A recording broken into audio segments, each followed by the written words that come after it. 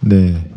오늘은 이제 우리 성경 공부는 그 삼위일체에 대해서 공부를 하는데 이 어려운 주제입니다. 근데 이제 공부하기 전에 잠깐 복습을 잠깐 하고 또 이제 우리 김도원 형제가 지난번에 질문하였던 그 사도들은 어떤 복음으로 구원받았는가? 이 정말 좋은 질문입니다. 이 질문에 답을 하면 어제 저한테 전화했던 무슨 뭐 충만한 교회인가 이산한 교회 목사처럼 절대로 답을 할 수가 없습니다. 그러니까 어떤 성도가 그 목사가 이렇게 질문하면 그 사람은 답을 해줄 수가 없습니다. 사도에 대해서도 잘 모릅니다. 이제 나중에 제가 설명드리겠지만, 그리고 복음이 어떻게 다른지를 모르기 때문에 답을 할 수가 없습니다. 그 목사가 답을 하지 못하면 성경 교사 자격이 없는 겁니다. 근데 이제 오늘 그것에 대해서 본 다음에 이제 삼위일체는 아주 폭넓은 주제이기 때문에 그 칼빈이 그 삼위일체 때문에 화형을 시키기도 합니다. 하여튼 중요한 주제였습니다. 근데 그걸 저희 깊이는 다루지 않고 하여튼 저희가 이해할 만한 아주 기초적인 부분들, 근데 성경에 나와 있는 아주 명확한 부분들에 대해서만 공부를 한번 해보겠습니다. 지난 시간에 우리는 부활에 대해서 공부를 했습니다. 부활이란 거는 이렇게 그 꽃잎에 비유했습니다. 그러니까 꽃잎의 씨앗이 땅에 있을 때는 죽어 있는데 꽃이 핀 것처럼 다시 살아나는 게 부활입니다. 그러니까 우리는 이제 7 부활에 대해서 그 정확하게 가르치고 있는데 그 7가지 부활 중에서 이제 우리 그리스도인이 거듭나는 영이 다 죽어 있는데 영이 거듭나는 것도 부활이라고 하는 겁니다. 이제 이것은 실제적인 이제 부활보다는 비중이 좀 낮아서 제가 다음에 다루기로 하고, 그다음에 이스라엘의 민족적인 부활도 있습니다. 그러니까 대환란을 거치면 이스라엘이 다시 과거의 그 솔로몬의 영광을 나중에 차지할 겁니다. 천인왕국에서. 그러니까 이스라엘이 민족적으로 다시 살아난다고 하는 그 부활, 이 2가지 부활은 이제 설명에 조금 제가 제외를 했고, 나머지 부활 5가지 부활에 대해서만 생명의 부활과 저주의 부활로 나누어서 이렇게 이제 설명을 했었습니다. 그래서 성경에는 생명의 부활이 있습니다. 이 부활에 참여하는 사람들은 진짜 복된 사람들입니다. 둘째 사망이 그를 죽이지 못합니다. 그런데 이 생명의 부활이 아니라 저주의 부활에 참여하는 사람은 참으로 세상에서 아무리 많은 거 얻었더라도 정말 저주받은 사람입니다. 그런데 모두 부활합니다. 구원받았거나 구원받았거나 갖지 않을까에 상관없이 사람들은 다 부활할 겁니다. 단지 생명의 부활로 살아나느냐 저주의 부활로 살아나느냐, 이제 이게 관건입니다. 성경에서. 그 뭐 요즘 봄 되니까 또 휴거에 대해서 어떤 그 목사 이충근 목사도 그렇고 뭐 얘기하면서 아주 사기를 치고 있는데, 제가 간단히 또 오늘 휴거에 대해서 언급을 하면서 누가 휴거되는가? 휴거된다는 말은 하나님의 몸의 일부가 된 사람이 휴거되는 겁니다. 나중에 찾아볼 겁니다. 하나님의 몸이 누군가? 교회가 하나님의 몸입니다. 교회. 그 교회가 어떻게 되는가? 복음을 통하여 됩니다. 나중에 이제 살펴볼 겁니다. 근데 행위를 통하여 이 휴거에 참여하려고 하는 것은 이제 환난 성도들에게 적용되는 건데, 교묘하게 그 구조를 교회 시대에 적용하는 겁니다. 그래서 이제 기름을 떨어지지 않게 하려고 성도들 하여금 계속 그 고의를 짜내는 겁니다. 사실은 그게 이제 공산주의자들이 하는 겁니다. 붉은 귀족들 자기들을 위해서 백성의 고의를 짜내지 않습니까? 그 목사들이 어떻게 말씀을 이용해서 성도들 그렇게 하는지도 한번 살펴보겠습니다. 그래서 요한복음 11장 한번 살펴보겠습니다. 11장 25절에서 26절을 보시면 부활은 꾸며낸 얘기가 아닙니다. 예수께서 그녀에게 말씀하시기를 나는 부활이요 생명이니 나를 믿는 자는 죽어도 살 것이며, 여기 종교나 어떤 그 종교가 주장하는 교리를 믿으라 이 말이 아닙니다. 나를 믿으라고 합니다. 예수님께서 나를 믿는 자는 죽어도 살 것이며, 이게 이제 미리 잠든 사람들은 살아난다는 얘기입니다. 그 다음 26절이 중요합니다. 또 그럽니다. 살아서 나를 믿는 자는 누구나 영원히 죽지 아니하리라. 내가 이것을 믿느냐고 하시니, 이 항상 믿음과 갈리는 겁니다. 그러니까 부활이 된다 안 된다, 생명의 부활이냐 저주의 부활은 뭘 믿느냐, 예수님은 나를 믿으라고 하는 겁니다. 근데 이제 이 구절을 이용해서 회개하라 이렇게 말하면 뭐라 그럽니까? 그는 걔는 나중에 나올 겁니다. 거짓 선지자가 되는 겁니다. 여기 분명히 나를 믿는 자는 그렇게 한 겁니다. 대환란 때 나를 믿는 자, 구약 때 나를 믿는 자가 다릅니다. 교회 시대에 믿는 자가 다르고 어떻게 믿는가 그 방법이 다른데, 여기 나를 믿는 자는 예수님 분명히 이렇게 말씀하시는데, 살아서 죽음을 보지 않는 사람이 있는 겁니다. 바로 우리가 그 세대에 지금 살고 있습니다. 휴거가 일어날 수 있는 그 세대에. 그래서 이 구절을 우리가 우리 그 전도주에도 나옵니다. 부활 그림에 어제 그 목사가 그 얘기지 않습니까? 그 5번 그림을 보고 예수님의 무덤에서 부활하는 그림이 있고 묘비명이 전부 다 문선명이 안산홍이 뭐 부처 마호메트 교황 뭐 이런 거 다 적어놨는데 그 구절을 보고 제가 구원파라는 겁니다. 그 5번 그림을 보고 그 어디가 내가 구원파냐고 황치적 해보라고 전도지. 5번 이걸 5번 어디가 그랬냐고 문선명의 이름이 적혀 있지 않냐고.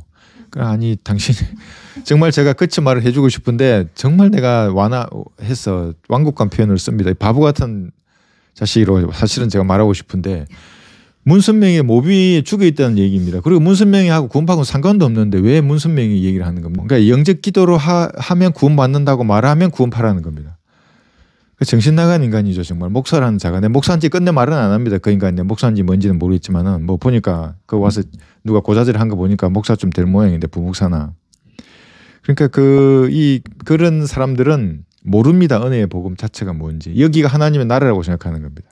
칼빈의 후예가 있습니다. 하나님의 도성. 여기 하나님의 나라고 아이가 은혜 받고 잘 크고 있는데 왜 데리고 와서 기도를 하는가. 그 나중에 제가 한마디 쏘아붙였습니다. 아니 목사가 내가 비성경적인지 아니라는 걸 인정을 한 겁니다. 자기가 오해했다고. 그럼 박수 쳐줘야지. 성경적인 기도를 해주는데 속으로는 이 인간아 하면서 이 인간은 박수를 쳐주고 고맙다 그래도 못할 만주 네가 지옥에 보낸 사람을 여기서 예수 영접해서 구원을 받게 했는데 네가 지금 나한테 항의를 하냐고. 저도 좀 신비스러운 말투를 하려고 내가 말을 상당히 제가 아주 참고 있습니다. 그런 인간들 전화 오면 원래는 말씀을 안 들으면 제가 정말 들었다 놓는데 어제는 제가 많이 참았습니다. 그래서 그 인간은 이걸 모르는 겁니다.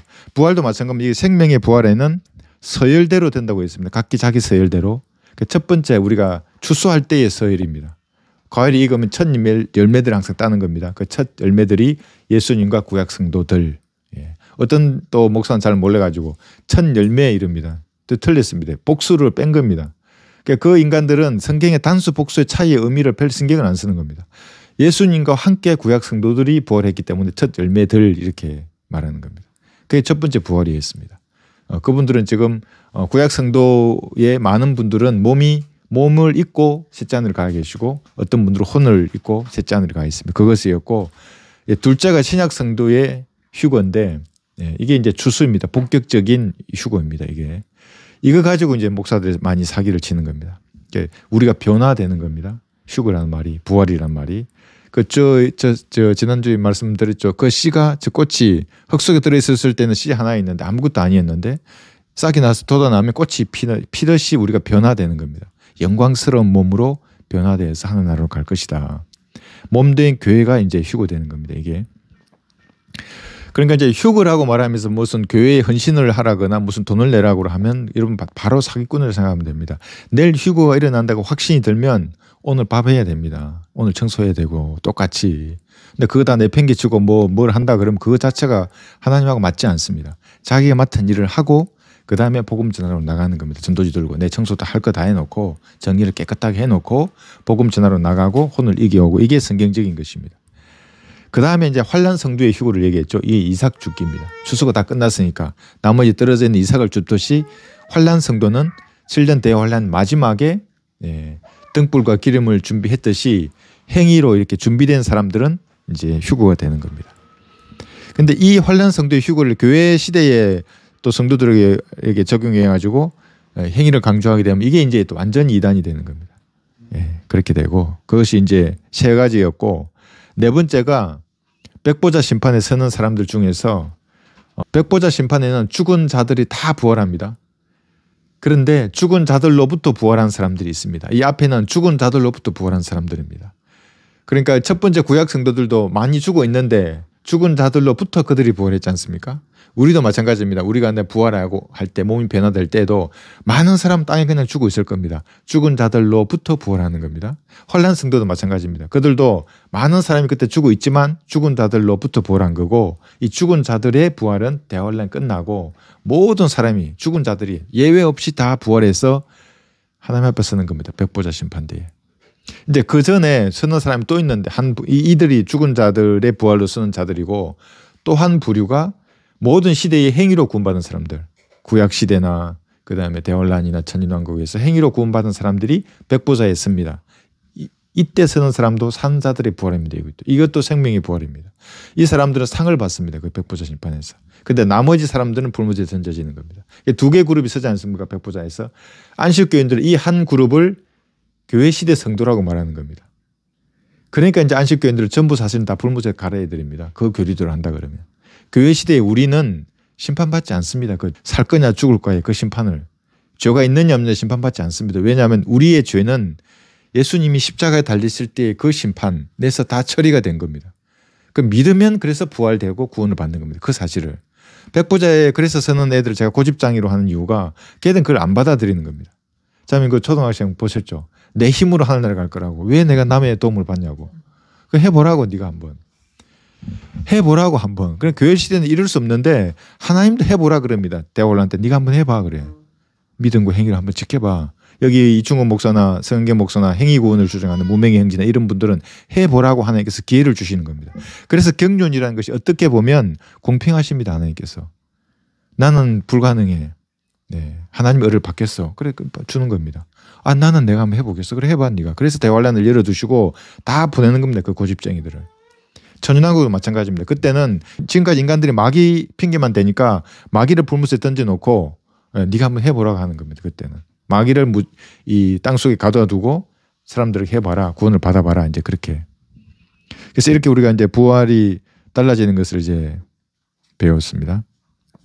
그래 요한일서 5장도 우리 자매님 질문하신 거 5장 6절하고 8절 공부했었는데 다시 한번 볼까요? 반복해서 숙달을 하면 이제 처음 봤을 때하고 달라집니다. 그래서 5장 여기 6절에서 8절을 많은 이단들이 다르게 해석을 하는데 이분은 물과 피로 오신 분 곧 예수 그리스도시라 물로만 아니라 물과 피로니라 증거하시는 이는 성령이시니 성령은 진리이기 때문이라. 그러니까 예수님의 인성을 정확하게 지금 이렇게 말하고 있습니다. 물과 피로 오셨다. 이 물은 육체적인 출생을 뜻한다고 그랬고 피는 하나님인데 피를 가지고 오신 겁니다. 그래서 그건 인간의 피가 아닙니다. 하나님의 피입니다. 그래서 이 사실을 믿으면 영원히 사는 겁니다. 거부하면 영원히 지옥에 가는 겁니다. 그래 7절에 이는 하늘에서 증거하신 이가 세 분이시니 아버지와 말씀과 성령이요 이 세 분은 하나이십니다. 또 땅에서 증거하신 것도 셋이니 성령과 물과 피요 이 셋은 하나 안에서 일치하느니라. 그래서 예수님의 인성과 신성을 하늘과 땅에서 증거하는 겁니다. 이 구절이 그런 것인데 이제 많은 사람들은 이 물이 세례나 침례로 말하면서 이제 자기들의 교리를 주장하고 있습니다. 이것을 우리가 이제 지난 시간에 배웠고 그래서 예수님은 참으로 독특하신 분입니다. 그 예수님의 그 지위를 뺏으려고 하는 인간들은 감히 따라갈 수 없습니다. 왜냐하면 예수님은 인성도 있고 신성도 가지시고 또 예수님 자신의 혼과 몸과 영을 다 가지고 있습니다. 그런데 하나님의 형상이기도 하십니다. 예수님은. 그러니까 사람들은 이것에 대해서 잘 설명을 못합니다. 오늘 나중에 삼위일체 할 때 조금 더 여기는 공부를 하겠습니다. 제자들이 그의 말씀에 놀라더라. 그러자 예수께서 대답하여 그들에게 말씀하시기를 자녀들아 재물을 신뢰하는 자들이 하나님의 나라에 들어가는 것이 얼마나 어려운 일이냐. 낙타가 바늘기로 들어가는 것이 부자가 하나님의 나라에 들어가는 것보다 더 쉬운 일이라고 하시니. 자, 이 구절은 두 가지로 정의할 수 있습니다. 교회 시대에도 뭔가 가진 사람들은 영적인 하나님의 나라에 들어가기 어렵습니다. 왜 그러냐 말하면 이게 그것에 신뢰를 두기 때문에 그런 겁니다. 그러니까 뭔가 자신의 신뢰를 돈이나 권력이나 이런 것에 두는 사람은 내가 은혜의 복음을 전해도 그게 뭔데 나 부족한 게 없이 다 갖춰져 있는데 뭐가 부족해서 하나님을 믿어야 돼 이런 식인 겁니다. 그런데 뭔가 부족한 사람들은 뭔가 바랍니다. 그래서 북한 사람들에게 하늘의 복을 받으라고 얘기하면 간장집에 보면 그대로 받아들이는 겁니다. 자기 이름을 쓰는 겁니다. 거기다 결신서에다가 그 수용소에 간다는 걸 알면서도 뭔가 부족하고 있기 때문에 이 땅의 전부가 아니라 뭔가를 찾게 됩니다. 그래서 고난이 유익합니다. 어떤 면에서도 구원받은 사람이나 받지 않은 사람에게도 고난받으면 생각하는 겁니다. 자기가 모든 게 다 갖춰져 있다고는 생각하지 않는 것입니다. 그런데 이제 여기서 교리적인 것을 우리가 봐야 할 것이 뭐냐면 이거는 사실은 대환란 때에 교리적으로 적용됩니다. 부자는 하나님의 나라가 뭐냐면 천년왕국입니다. 여기서 말하는 하나님의 나라는.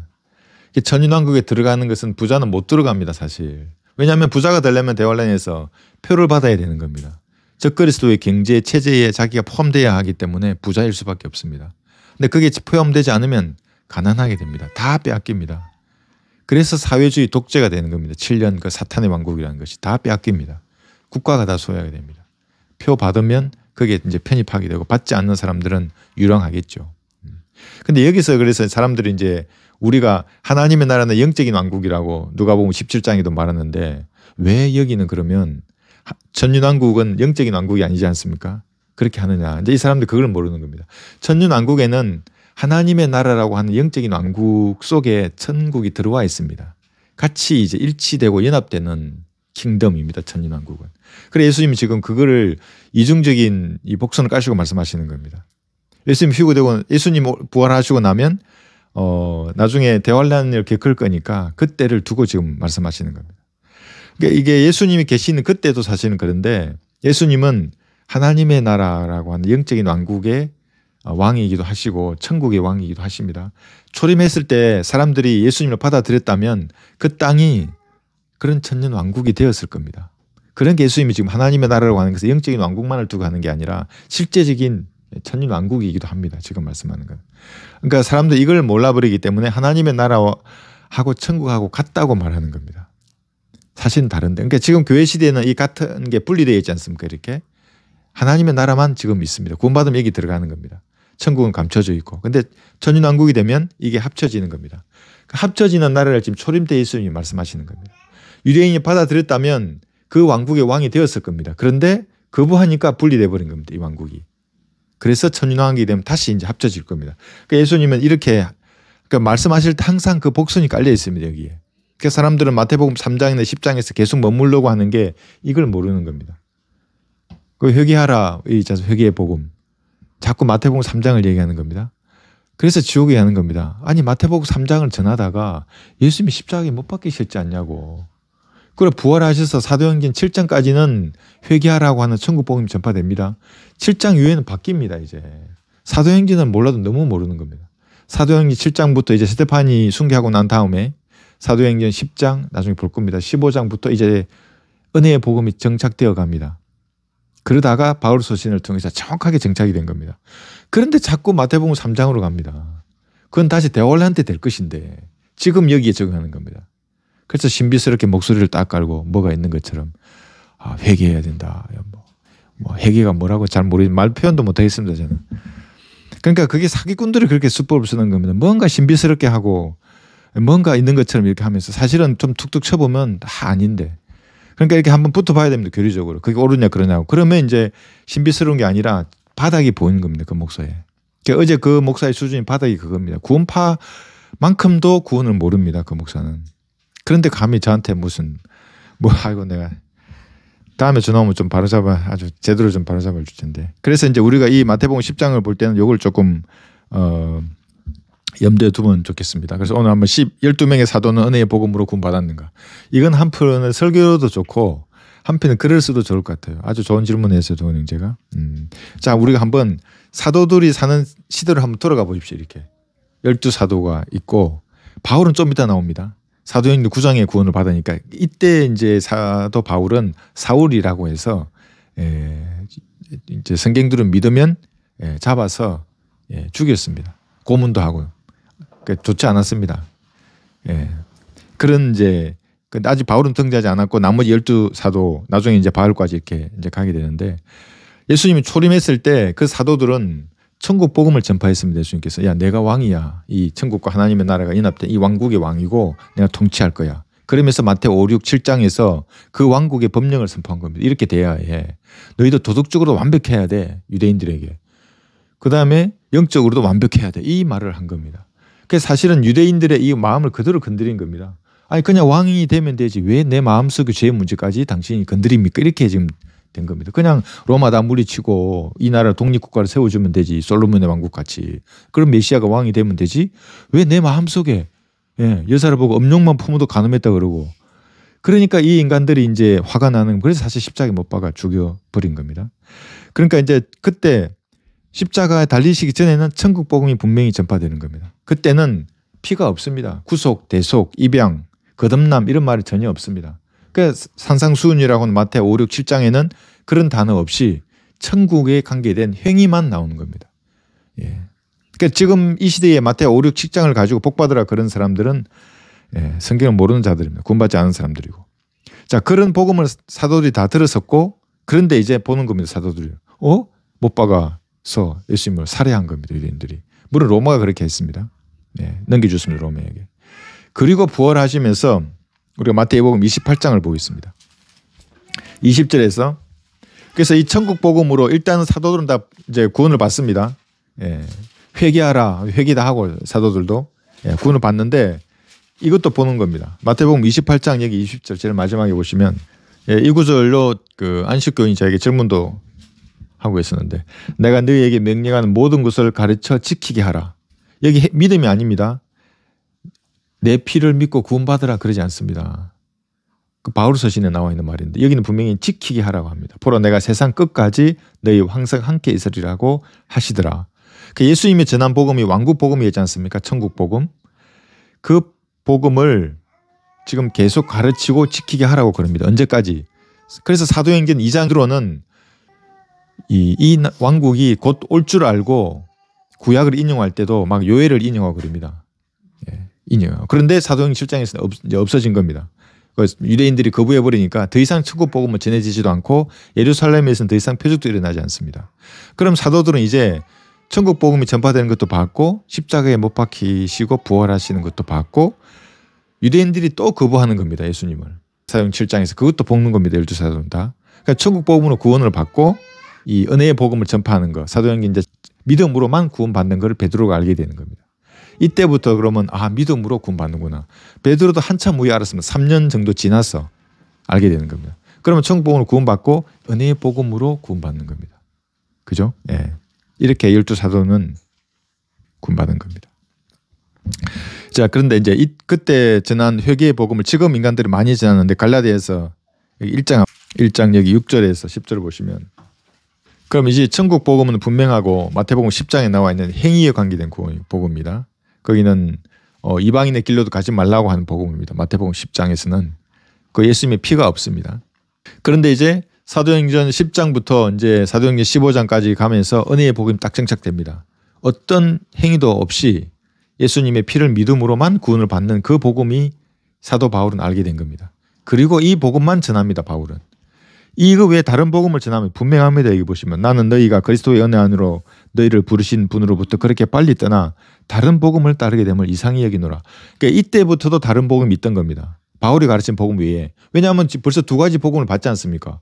천국 복음도 받고 그 다음에 지금 은혜의 복음도 받는데 어떤 인간들은 또 그 다른 복음, 천국 복음 따라갈 수 있는 겁니다. 회개하라 뭐 이런 거. 회개만 계속 하는 겁니다. 그거를. 다른 복음은 없나니 다만 너희를 교란시키는 어떤 사람들이 있어서 그들이 그리스도의 복음을 변개시키려는 것이라. 다른 복음 없는 게 아니라 그리스도의 복음을 변개하는 게 다른 복음입니다. 그래서 그러나 우리뿐만 아니라 하늘에서 온 천사라도 우리가 너희에게 전한 것 외에 어떤 다른 복음을 전한다면 그는 저주를 받으리라. 이렇게 분명히 바울이 말하고 있습니다. 두 가지 복음을. 그래서 이 시계열상을 배열을 해보면 됩니다. 이때는 천국 복음을 전했고 부활하시고 사도행전 7장 이후로부터는 없네 천국 복음이.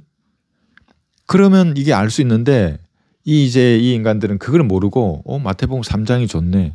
회개하라 천국이 가까이 왔네. 왜냐하면 아무도 구원을 확신할 수 없으니까 자기 말을 다 듣게 만드는 겁니다. 교주가 되는 겁니다. 그러니까 행위구원을 전하는 자들은 유튜브 댓글에 쓴 겁니다. 아니 무명행제는 뭐 아주 진리를 수호하기 위해서 불이익을 감수하면서 전하는데 요상한 말로 제가 요상한 말 성경 내 생각으로 성경을 왜곡하지 말라고. 그래 내가 여기 쓰라 그랬어. 뭘 왜곡했는지 내가 한 번만 써보라고. 내가 한 수 배울 테니까 그 무명행제에서 몇 년을 배운지 모르겠지만 써보라고. 내 밑에 댓글에 내 말이 성경 어디 부분에 어떻게 위배되는지 써보라고. 써봤으면 좋겠습니다. 내가 공식적으로 내가 답변을 할 테니까. 그러니까 이런 것을 모르기 때문에 지금도 많은 사람이 십자가의 원수들입니다. 그렇게 다른 복음을 전하는 사람들이 6년에 표 들고 나와서 뭐라 하고 회개의 복음 외치고 그다음 계시의 믿음을 말하고 행위가 1%라도 섞여 있으면 전부 십자가의 원수들입니다. 그건 구원이라고 하는 거는 하나님을 받아들이는 겁니다. 구약도 마찬가지입니다. 그런데 구약은 하나님을 받아들이지 않습니까? 그러면 갈보리 십자가가 아니고 하나님을 받아들였으면 행위로 지켜야 됩니다. 이제 대화론도 마찬가지고 하나님을 믿었습니다. 내가 받아들이고 믿었습니다. 그러면 하나님의 존재하셔. 그래 내가 그러면 그 존재하셔. 그럼 하나님의 그 계명들이 뭐지? 지켜야 합니다. 목숨을 걸고 지켜야 합니다. 굶어 죽을 각오로 하거나 목을 걸거나. 그런데 지금은 뭡니까? 그게 아니라 갈보리에서 예수님이 죽으시고 부활하신 사실을 믿음으로써 구원을 받는 겁니다. 그것도 영접이지 않습니까?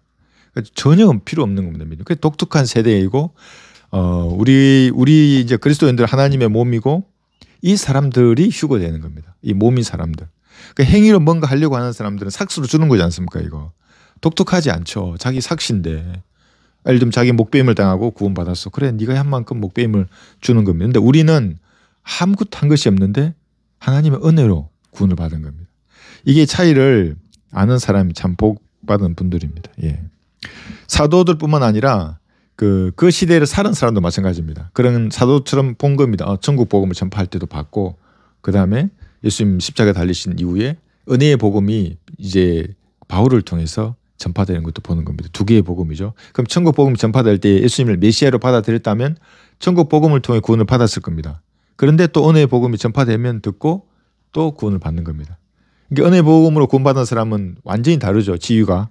아주 그 독특한 시기가 한 세대가 있었을 것입니다. 자, 바울 같은 근데 좀 특이한 사도 바울은 뭐냐면 천국 복음을 듣고 구원받은 게 아니고 바울은 이제 사도행전 9장에서 밝은 빛을 보고 이제 구원받는 겁니다. 은혜의 복음으로만 구원받았습니다. 좀 다르죠. 다른 사람들하고는. 예. 그런데 이제 어떤 사람은 또 바울이 빛을 보고 구원받았으니까 자기도 하나님한테 빛을 달라고 그럼 구원받겠다고 이렇게 말하는 은사주의자들 제가 실제로 봤습니다. 아니 이 말씀을 거부하면 이게 빛이라고 지금 내가 지금 전한 이 말이 빛이라고 죄의 삭은 사망이고 하나님의 선물은 예수 그리스도 우리 주 안에 있는 영원한 생명이라고 복음을 전해서 거부하면 당신이 빛을 거부하는 거라고 번개가 돼서 돌아온다고 나중에 지옥에 간다고 이제 얘기해줘도 그 인간은 아직도 빛을 찾고 있는지 모르겠습니다. 그러다가 이제 빛의 천사한테 쏟는 겁니다. 뭔가 빛을 짜릿한 어떤 방언을 한다거나 뭔가 목사 무슨 금가루를 뿌리거나 뭔가 있으면 이게 진짜인 줄로 알고 말씀의 빛을 거부하는 겁니다. 이게 말씀의 빛입니다. 여기 나와 있는 이것이. 네. 근데 얘기 한번 보겠습니다. 에베소서 3장에 보시면 3장 여기 4절에서 6절 너희가 읽을 때 거기서 그리스도의 신비 안에 있는 나의 지식을 이해하게 되리라. 자, 바울은 신비 안에 있는 지식이라고 합니다. 왜냐하면 사도행전 9장에서 예수님을 실제로 만나서 이 은혜의 복음을 바울은 알았던 겁니다. 5절 그것이 성령으로 그의 거룩한 사도들과 선지자들에게 지금 계시된 것처럼 다른 시대들에서는 사람들의 아들들에게 알려지지 아니하였으니 이는 이방인들이 자 복음을 통하여입니다. 이 잘 보셔야 됩니다. 여기서 복음을 통하여 그리스도 안에서 공동 상속자가 되고 한 몸이 되는 겁니다. 하나님의 몸이 되는 겁니다. 한 몸이라는 게 복음을 통하여입니다. 복음을 믿음으로죠. 그러니까 그의 약속의 동참자가 된다는 것이니라. 그러니까 하나님의 몸이 되는 것은 복음을 통해서 하나님의 몸이 됩니다. 근데 여기 또 있습니다. 여기 2장 15, 16절 한번 보십시오. 에베소서. 예. 원수된 것 곧 법령 안에 속한 계명들의 율법까지도 그의 육신 안에서 폐기하셨으니 율법이 폐기됩니다. 이제 예수님을 영접하게 되면 이는 그 둘을 그러니까 유대인과 이방인입니다. 자기네에서 한 세 사람으로 창조하사 화평케 하시고 그가 십자가를 통하여 둘을 한 몸으로 만들어 하나님과 화해하도록 함이며 십자가를 통하여 하나님과 화해하는 겁니다. 그 십자가로 원수된 것을 죽이려 함이니라. 에베소서 베셔처 1장 23절도 한번 보십시오. 여기 보시면 그 몸이 누구인가 1장 23절 이쪽 그 앞에 교회는 그의 몸이니 그럽니다. 만물 안에 모든 것들을 채우시는 분의 충만이니라. 교회가 그의 몸인 겁니다. 여러분이 하나님의 몸입니다. 어떻게 이 몸으로 들어가는가? 에베소서 3장 아까 6절 말했죠. 복음을 통하여 그리스도 안에서 한 몸이 되는 겁니다. 자꾸 복음을 믿으라고 하는 겁니다. 이 복음이 뭔가 우리 예전에 했었죠. 고린도전서 15장 1절에서 5절까지 나와 있는 성경대로 예수님께서 죽으시고 부활하셨다고 당신의 죄가 용서되었다고 다른 것으로 용서받을 수 없다. 그러면 복음을 통해서 하나님의 몸이 되는 겁니다. 그렇게 된 사람이 휴거되는 겁니다. 하나님의 몸이 된 사람이 뭐 그 목사의 말을 듣거나 뭐를 행위로 해서 휴거되는 것이 아니라 그러니까 성경이 이렇게 명확한데도 모르겠습니다. 알고도 안 가르치는 건지 참 멍청해서 안 가르치는 건지는 모르겠는데 무수히 많은 사람들을 자기를 추종하게 만드는 겁니다. 계속 뭔가 바치게 만들고 아주 그러니까 요한복음 1장 이제 암기하십시오. 예. 요한복음 1장 12절입니다. 예. 그러나 누구든지 그를 영접한 사람들에게는 하나님의 아들들이 되는 근수를 주셨으니 즉 그 이름을 믿는 사람들에게니라. 이것 하나로 끝나기 때문에 이단들은 이 구절을 안 쓰는 겁니다. 영접하면 한 몸이 되는 겁니다. 교회가 되고 교회가 휴거되는 겁니다. 이거 마가복음 16장을 한번 보겠습니다. 예수님을 부인해 버렸습니다. 사도 중에서. 그러니까 천국 복음화에서는 행위로 구원을 잃어버릴 수 있습니다. 예수님을 부인하기 때문에. 이거 마가복음 16장 7절에 보시면 지금 부인한다고 해서 지옥에 가지 않습니다. 예수님을. 그것 먹고 또 부인하고 돌아서서 자백하면 됩니다. 근데 그러면 신앙은 성장하진 않습니다. 예, 신해야죠. 왜 부인합니까? 예수님을. 싸울 땐 싸워야죠. 예수님 편에서 마귀의 교리로 말하면 아니라고 하고. 근데 그래 뭐 이렇게 타협해버리면 내 신앙은 그런 겁니다. 여기 16장 7절 보시면 베드로는 그리고 너희는 가서 주의 제자들과 베드로에게 주께서 너희보다 먼저 갈릴리로 가시리니 주께서 너희에게 말씀하신 대로 그곳에서 너희가 주를 보리라고 말하라고 하니 베드로가 제자들에게 빠져 있습니다. 제자들과 베드로 이렇게 하는 겁니다. 제자의 지위를 상실해 버렸습니다. 예수님을 부인했기 때문에. 예. 그런데 나중에 다시 이제 또 지위를 회복합니다. 요한복음 여기 21장에 보시면 예수님께서 회복시켜 주십니다. 요한복음 21장 15절에 보시면 21장 여기 15절 16절에 보시면 이제 난감한 상황이 왔습니다. 베드로는 정말 그 선봉에 서기를 좋아했는데 육신적일 때는 그러다가 저주하며 부인하고 그 여자가 질문하는데 여자한테 말렸죠. 완전히 졌습니다. 패배했습니다. 그래서 저주하고 해고 자기 제자의 지위까지 상실하고 그랬는데 이제 질문하는 겁니다. 그래야 그들이 식사를 끝마쳤을 때 예수께서 시몬 베드로에게 말씀하시기를 요나의 아들 시몬아 내가 이 사람들보다 나를 더 사랑하느냐고 하시니 그가 주께 말씀드리기를 주여 그러하옵니다. 주께서는 내가 주를 사랑하는 줄 아시나이다 라고 하니 주께서 말씀하시기를 내 어린 양들을 먹이라고 하시니라. 자 이러면서 베드로는 다시 제자의 지위를 회복하게 됩니다. 예, 제가 어느 날 마음에 이런 질문이 들었습니다. 처음으로 헌신해서 교회를 갔었는데 내가 이 사람들보다 나를 사랑하느냐 이런 마음이 저도 들었어요. 근데 난 뭐라 그러냐면 아니요 이 사람들이 더 사랑할 건데요. 저 이제 왔는데 뭘 제가 더 사랑하겠습니까? 작년부 모임을 갔는데 또 물었습니다. 내가 이 사람들보다 나를 더 아니요 이 사람들 훨씬 더 사랑하죠. 이 사람들 정말 성별되고 막 대단한 분들로 알았는데 제가 어떻게 이 사람들보다 더 사랑했습니까? 근데 한 1년 좀 지나서 내가 그때 알았어요. 뭘 아냐면 그 더 사랑한다는 말이 더 많이 탕감받은 사람이에요. 어제 알았어요. 내가 너무 좋은 거야. 내가 제일 많이 탕감받았다. 얼마나 좋겠어. 난 빚이 1억 있는데 탕감받고 너는 100원 탕감받았냐. 난 1억이나 탕감받아서 얼마나 좋아요. 어제 너무 좋았어요. 내가 그 생각이 드니까 나는 제일 많이 탕감받았다. 이어 있는 사람들보다 제일 많이 탕감받았다고. 그래서 더 사랑하는 겁니다. 네. 근데 그게 아니고 진짜 난 100원이야. 난 100원밖에 탕감받은 게 없어. 이렇게 폼 잡고 있다가 잘못하면 큰일 납니다. 이제. 예. 구원이 의심될 수 있습니다. 그 사람은. 그러니까 하나님과 1대1로 봤을 때 내 죄가 크지 않을 수가 없습니다. 정말 예수님을 만난 사람은 그 예수님의 빛으로 나를 비추지 않습니까? 드러나지 않을 수가 없습니다. 그 죄들이. 그런데 그 빛이 들어왔다고 예수님 영접했다고 하는데 나 별로 죄 없는 것 같은데 죄가 뭐지? 어떤 사람 카톡은 물어봅니다. 내 죄가 없는 것 같은데 내 죄가 뭐냐고. 그 참 바쁜데 대단한 사람이다 생각이 들어도 마음속에 있는 걸 제 여기 성경 구절을 합니다. 마음속에 사람의 마음에서 나오는 것은 뭐 가늠과 뭐 엄연과 뭐 도둑질과 이게 탁 보면 그런 것 같네요. 이런 겁니다. 예수님을 영접했다 그러면 기도하기 전에 생각하지 않습니까? 하나님 제가 혹시 자백에 잔 죄가 있습니까? 가르쳐 달라고 하면 빛이 확 비치면 너무너무 그거 부끄러운 겁니다. 또 자백하게 되고 그 사람 그런 건 모르는 거예요. 그래서 그 베드로는 사도들 중에서 좀 독특했습니다. 이렇게. 자 그런데 유다 이스카리오 사도들 중에 진짜 독특한 인간이 여기 있습니다. 이 인간이 아닙니다. 그런데 요한복음 6장 한번 보겠습니다. 70절. 이제 유다 이스카리오 이 한 사람에 대해서 공부해도 1시간 공부해야 되는데 이제 오늘은 여기 대략적인 내용 한번 보겠습니다. 6장 여기 70절에 보시면 한 마귀가 육신을 입고 이 땅에 내려올 수 있습니다. 예. 데빌입니다. 6장 70절에 보시면 예수께서 그들에게 대답하시기를 내가 너희 12를 택하지 아니하였느냐 그러나 너희 중에 하나는 마귀니라고 하시니라. 이 마귀가 사도들 중에 들어있었던 유다 이스카리옷입니다. 그러니까 유다 이스카리옷이 6월절 만찬 주의 만찬에도 참석합니다. 빵도 먹고 포도주도 먹습니다. 그러니까 어떤 사람들은 주의 만찬을 해야 구원받는다고 믿는 사람들은 유다 이스카리옷도 그럼 구원받았느냐 이렇게 제가 되묻는 겁니다. 예수님 직접 주는 빵과 포도주를 마셨는데 가톨릭 신도들에게 물어봐야 됩니다. 그 예수님 직접 주는 유다가 먹었지 않느냐 빵을. 그런데 유다는 자기 갈 곳으로 갑니다. 이 인간. 요한복음 여기 17장 12절에 보시면 요한복음 17장 12절에는 여기는 멜망의 아들입니다. 이 인간이. 멸망의 아들.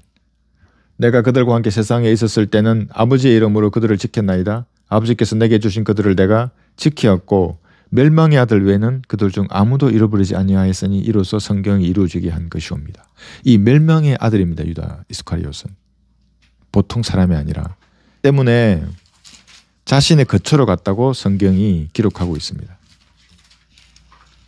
이거하고 계시록을 한번 더 볼 것입니다. 그러면 정확하게 이 존재가 어떤 존재인지를 알 수 있습니다. 사도행전 1장 25절에 보시면 우리 지금 12사도 중에 한 명이었던 유다 이스카리옷에 대해서 공부하고 있습니다.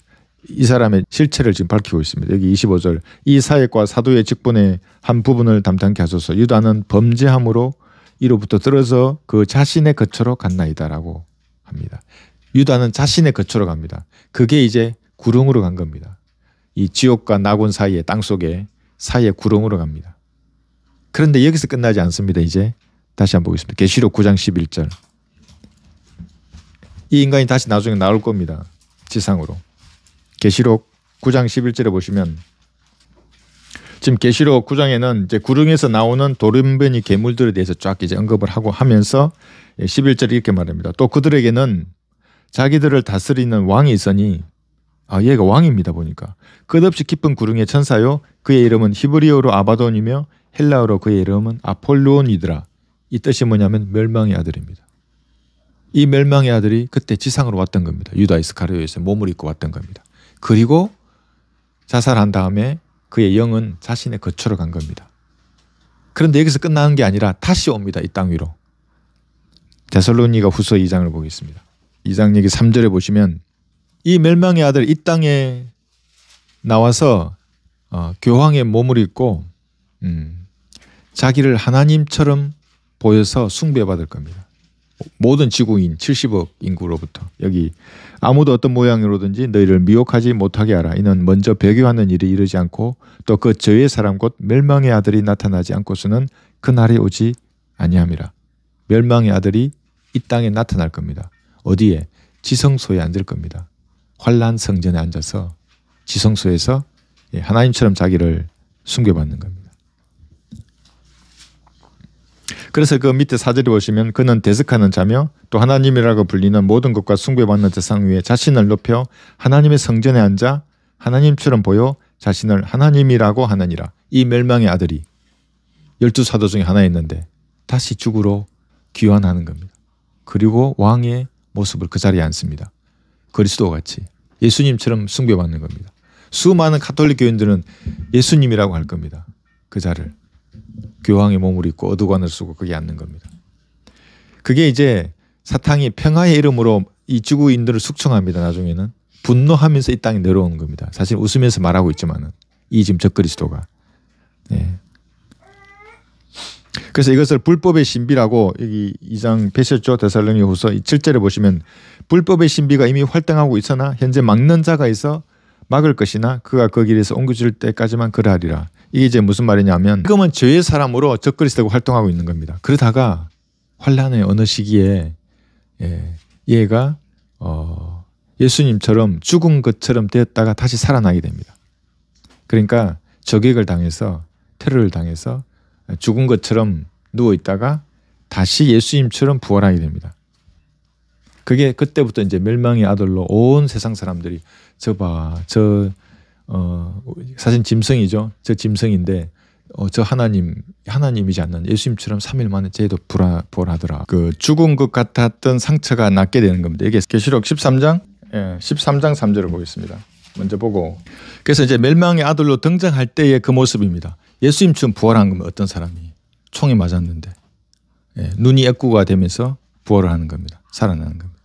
여기 보면 계시록 13장 3절에서 또 내가 보니 그의 머리들 가운데 하나가 상처를 입어 죽게 된 것 같았으나 그의 치명적인 상처가 나으니 온 세상이 기이 여겨 그 짐승을 따르더라.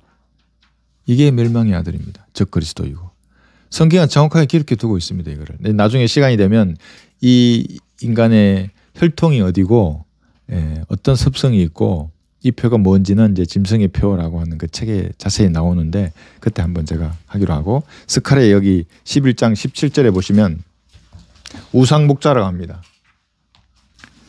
그래서 이 우상 목자인 유다가 이스카리옷이 다시 지구에 이제 등장하는 겁니다. 적그리스도의 모습으로 와서 온 세상에 숭배를 받습니다. 스가랴 11장 17절 보시면 양떼를 버려둔 우상 목자에게 화에 서리라.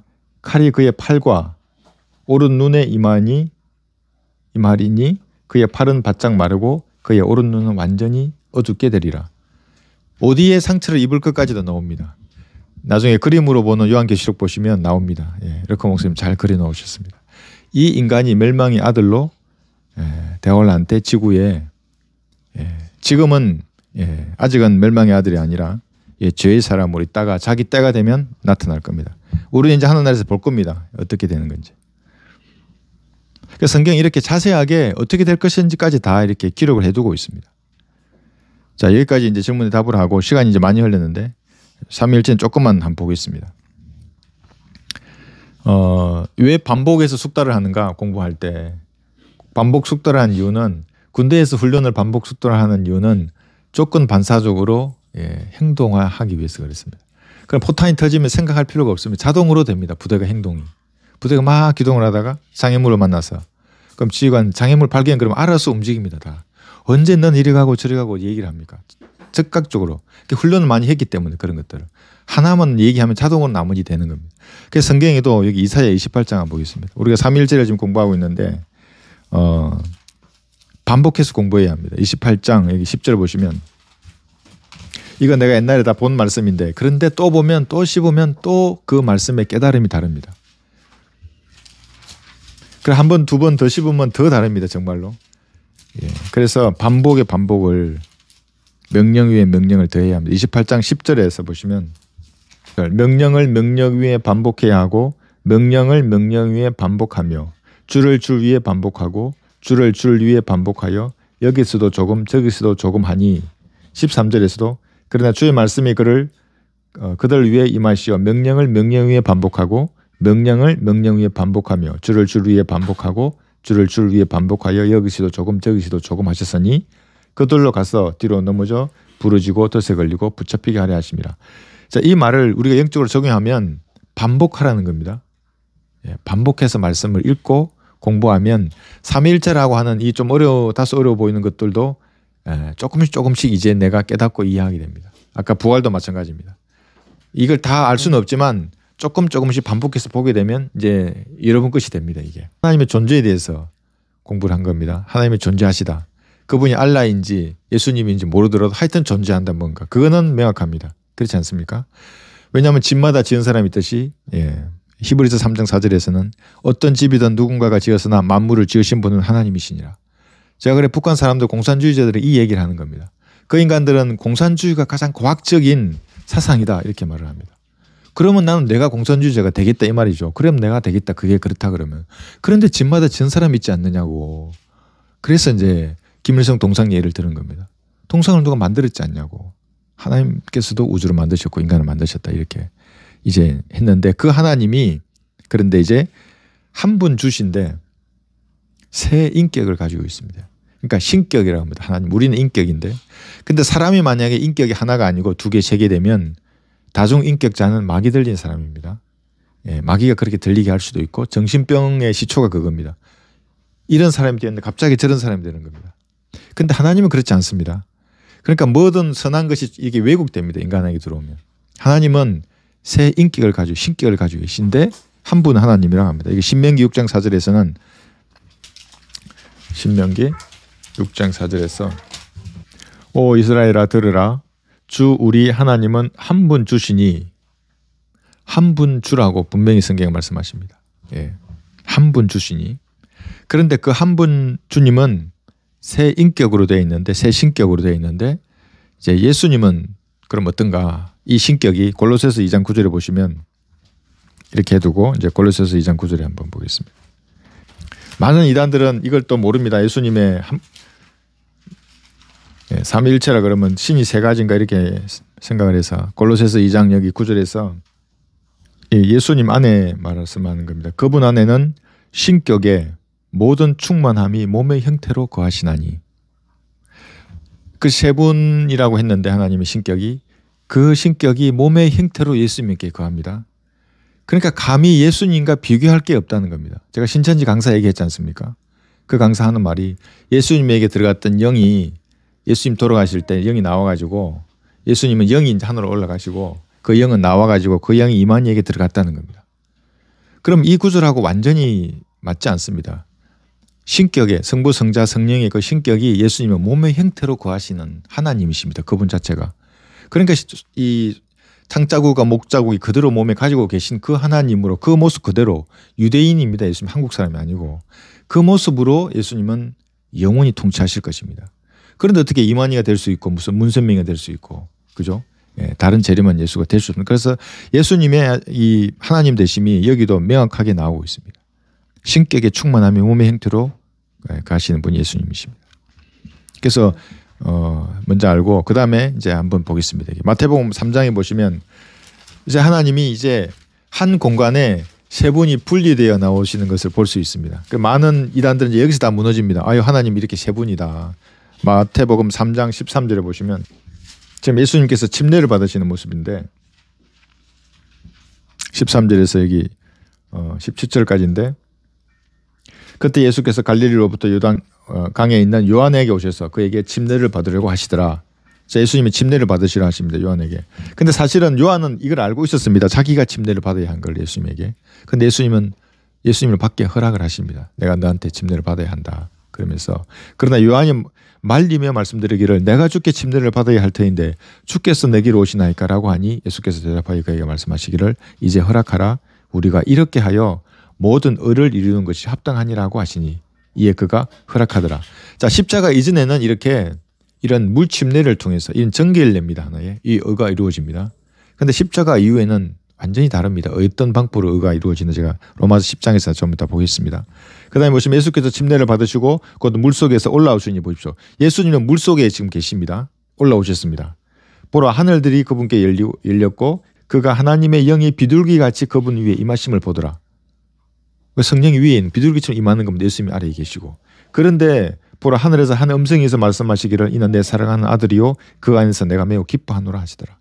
성부 하나님의 음성이 하늘에서 들리는 겁니다. 이게 따로 분리되어 있죠 이렇게. 그런데 이 하나님이 한 분 하나님이십니다. 그러니까 잘 이해가 안 되잖아요. 예, 이해가 안 됩니다. 그런데 이것은 하나님은 이렇게 분리되셔도 한 분입니다. 그런데 인간은 분리되면 죽지 않습니까? 영혼 몸이. 분리되면 죽어야 분리됩니다. 우리는. 근데 하나님은 죽지 않아도 분리되신다는 건 우리가 그걸 이해해야 합니다. 그것을 여기서 보여주는 겁니다. 이래도 분리되어 계시지만 하나님 한 분 하나님이시다. 이렇게. 아까 의 한번 보겠습니다. 로마서 10장 1절 한번 보겠습니다. 사람들은 그렇게 침례를 받아서 의가 이루어진다 이렇게 말하면서 지금도 침례를 받아서 의를 이루려고 하는 인간들은 전부 구원받지 못한 인간들입니다. 그러니까 지금도 회개의 복음을 전하는 자들은 똑같은 겁니다. 마태복음 3장에 머물러 있는 자입니다. 지났지 않습니까? 3장, 4장, 5장을 안 읽냐고. 왜 3장만 머물러 있냐고. 쭉 봐야죠. 그렇게 10장 보고 28장 아까 20절 보고 사도행전도 보고 이렇게 해야 하는데 여기 로마서 10장 1절에서 4절 보시면 2절부터 이렇게 있습니다. 내가 그들에 대해 전가노니 그들에게는 하나님에 대한 열성은 있으나 지식을 따라 된 것은 아니니라. 마태복음 3장에서 아직도 회개의 복음을 외치고 산상수훈을 외치는 자들은 열성만 있는 애들입니다. 지식을 따라 된 것이 아닙니다. 이는 그들이 하나님의 의를 모르고 자기들의 의를 세우려 함으로써 그들 스스로 하나님의 의에 복종치 아니하였음이니라.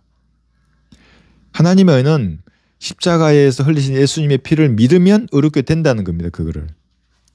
근데 그거를 복종하지 않는 겁니다. 그리스도께서 믿는 모든 사람에게 의가 되시고자 율법의 끝이 되셨느니라. 이렇게 의가 되는 겁니다. 침례 받는 것하고는 관계 없습니다. 이 십자가 이후에는. 그러니까 이것을 그 인간들은 모르기 때문에 계속해서 과거로 자꾸 회개하는 겁니다. 창세기 1장 한번 보겠습니다. 하나님의 복수로 나옵니다. 이게 이제 이단들이 좋아하는 구절이죠. 이것만 가지고 창세기 1장 26절.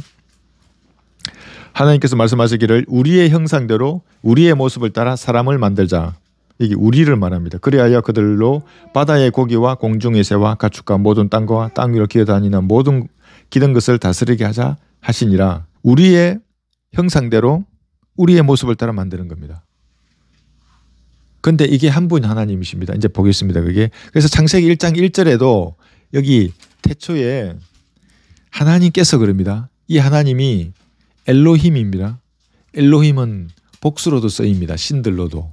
성경에서 한 2,500번 정도가 이 신들로 번역이 되고 엘로힘 똑같은 단어인데 어떤 데는 재판관으로도 번역이 됩니다. 근데 여기서 왜 하나님이라 하냐 하면 이게 이제 단수 복수를 맞추는 겁니다.